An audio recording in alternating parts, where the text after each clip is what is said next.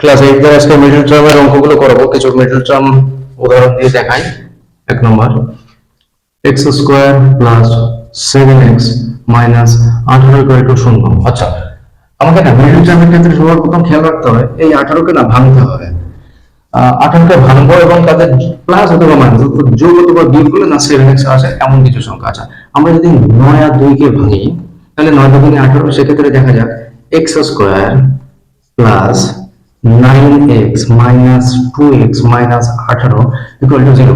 তাহলে দেখো 9 থেকে 2 বাদ দিলে 7 হচ্ছে, 9 দুগুণে কত হচ্ছে 18 হচ্ছে। তাহলে আমি এখান থেকে x কমন নিই, x কমন নিলে কি পড়ে থাকে x plus 9 minus 2x plus 9 equal to 0। বা তাহলে দেখো x প্লাস 9 এক্ষেত্রে একটা x প্লাস 9 নেওয়া হলো, আর কি থাকলো x মাইনাস 2, x মাইনাস 2। এক্ষেত্রে না দুটো মান বেরোবে x এর, x প্লাস 9 ইকুয়াল টু 0 বা x ইকুয়াল টু মাইনাস 9। আমি x এর একটা বীজ পেলাম আর একটা x মাইনাস 2 ইকুয়াল টু 0 বা x ইকুয়াল টু 2। তাহলে x এর একটা বীজ পেলাম কত, 2। দেখো নেক্সট অঙ্ক দেখো, a square minus 11a plus 30। আচ্ছা, a square plus 11a plus 30।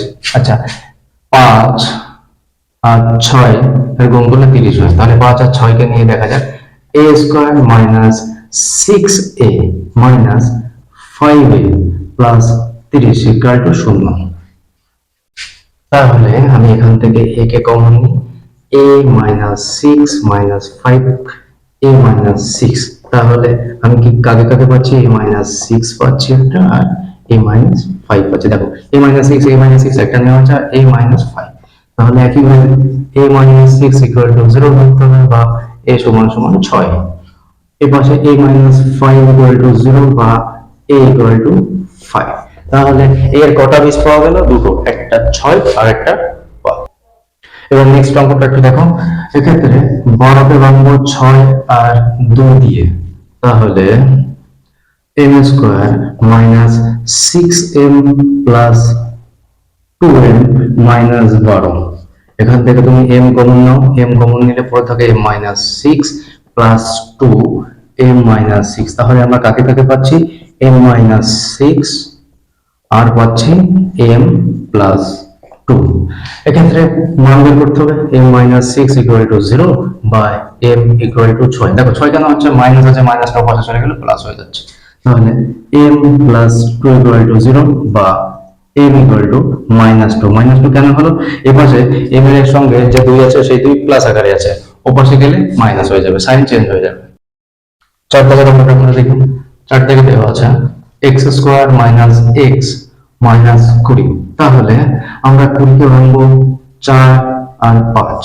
অতএব তাহলে কি হবে, x square minus 5x plus 4x minus 20। দেখো এখানে আমাকে মাইনাস x এর এই ব্যাপারটা একটু মাথার মধ্যে রাখতে হবে। তাহলে মাইনাস 5 প্লাস 4 করলে মাইনাস 1 হয়, অর্থাৎ মাইনাস 5x আর প্লাস 4x করলে এক মাইনাস x পড়ে থাকে, এই ব্যাপারটা কিন্তু খেয়াল রাখতে হবে। তাহলে x কমন নাও, x minus 5 plus 4 x minus 5।